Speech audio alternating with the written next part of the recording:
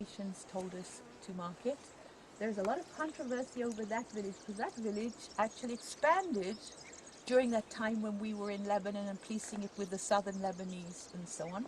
The Syrians actually believe, I mean, they would like that village to be theirs. For some reason, they say that in the old borders of 1947, part of the partition, etc., that should have been, or even after the First World War, that area was supposed to be part of Syria, and somehow Lebanon got it. So that's an issue between Syria and Lebanon. The border, when it was put back, as it should be, now separates the village. Half that village is in Israel and half the village is now in Lebanon, because the village expanded during that time.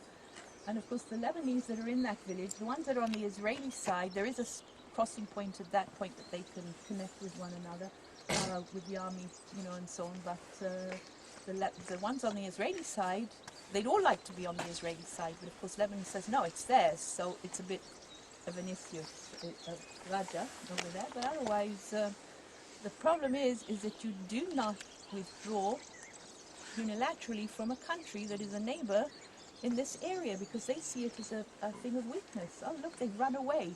We've closed, that's the idea. So now we attack them again. They don't keep to any kind of agreement, because in Islam, one of the things is you can sign an agreement for 7 years. The word for in Hebrew, shalom, is not the word same quite as salam in Arabic. And so, although it sounds, they say it's the same, but it doesn't have the same meaning as such.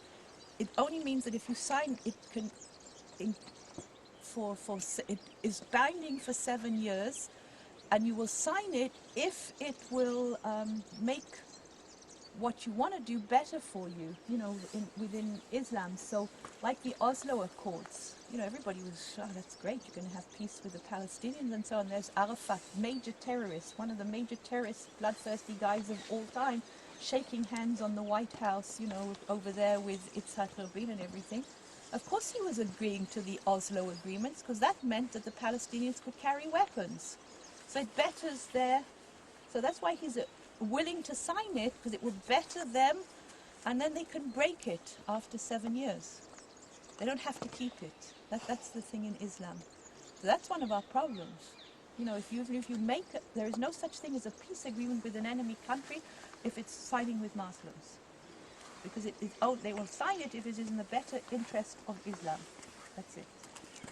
So it's an issue. So that's what we're looking at over here, and we're looking into, so we're monitoring the border all the time, and so on. All the army bases that are on this northern border all have special nets that will deflect incoming rockets. So you never know when the next shot's going to come. And of course there will be another round here, because the Issachar are now so well armed, with much better rockets than they had in 2006. The Iranians have got better weapons, and of course, well, what Syria is like and what we're doing now. So, okay, we'll go on. We'll look at Abraham. Keep that in your mind, because as we go about today, I want you to understand what that means.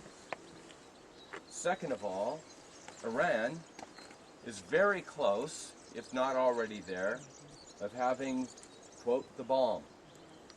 And what do we not get or understand from the words of Ahmadinejad? When they have it, their desire is to do what? Wipe Israel off the face of the map. Our Israeli friends will say to us, by the way, their first target is the United States. Okay? Yeah. These are the days that we're living in. Okay? As you made your way up past the Galilee, as we went up the hills, Sharon and I were here with Jane right after the Second Lebanese War, and believe it or not, you saw burnt out areas of where those 4,000 missiles were launched and landing around that particular area. So this is the days in which we're living.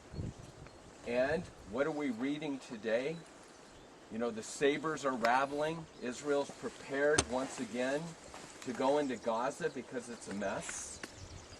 You were on Ramat David Are they getting ready? We always hear about this first strike into Iran. And if all that takes place, we're not talking necessarily, well, that's 3 years down the road. It may be 3 weeks away, right?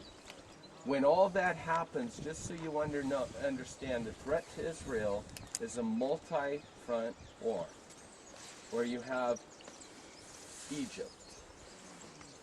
I don't know, while we've been here, have you realized what's been going on in Egypt? We have Gaza. We have where you're standing right here, Hezbollah. A little bit later, Syria. Really, the only quiet border has been for those that have, for those that went over to Petra, the Jordanian border. But we're looking at all of this now, and the question has to be this. America has been preserved from judgment, not because of our righteousness. Come on. Not because of our morality, right? I don't even want to go to that. But in Genesis 12, it says, I'll bless those that bless thee, and I'll curse those that curse thee. Up to this point in time, we haven't been perfect, believe me. And there's going to be some painful reminders of the Holocaust, of what took place and what we've known and what we didn't do, what we might have done. But for the most part, in all those UN votes, America has stood with Israel. And I honestly believe that's what has withheld judgment for us. But I want you to understand, because you now are ambassadors going back home, I don't know for how much longer we will. Pulling back to the 67 borders, making that statement, and wagging our finger at Bibi Netanyahu. I'm fearful, because once that happens, in Joel chapter 3, it says, I'm going to gather into the valley of Jehoshaphat all of those nations who will divide my land. And friends, that's exactly what's being drawn up right now, is to divide the land. And so again, it gets a little political, but I want you to understand what you're looking at throughout this day and tomorrow, because tomorrow you'll be up on the Golan, you'll be at a base. And again, all of a sudden that exhortation, that commandment to pray for the peace of Jerusalem will take on new meaning for you. Because now it's not just that little sliver that's on a map somewhere. Now it's faces of people that you've met, right? That are here in the land. And so, again, a challenge. Pray for the peace of Jerusalem, and remember, do whatever you can to fulfill Genesis 12. Because God makes a promise and he doesn't break promises. He'll bless those that bless Israel. God's not finished with this country. And we are not the replacement of Israel. Amen? Amen. Sharon? We were on a base, an outpost, really one time. They didn't even have salt and pepper. They had nothing. And the young commander, 23. And in the end, we did a Q&A with them, and we said, what can we do for you? And of course, we always are thinking of our checkbook kind of thing. And his response was, go back and tell the truth. Yeah.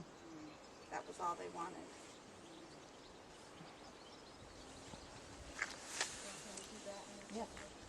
Well, for that base, we ended up buying them all. They literally was an outpost. UN was right here. They were from Thailand, feeding the intel to the Hezbollah.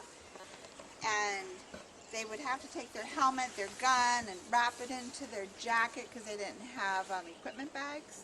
And so we bought them all equipment bags. And we went back and told the truth. So I will let you know. We're still finding out about the base. Oh, I know the base. I got a text. It is the one we want. I mean, it's like Okay. everybody's dream to go to the base. That No one goes to this Nobody base that we're goes. going to tomorrow. But to give you an idea, in the last group, we went to a different base, right on the border of Syria. And, oh, it was cold. It was so cold and windy. And they didn't have hats, gloves, or scarves.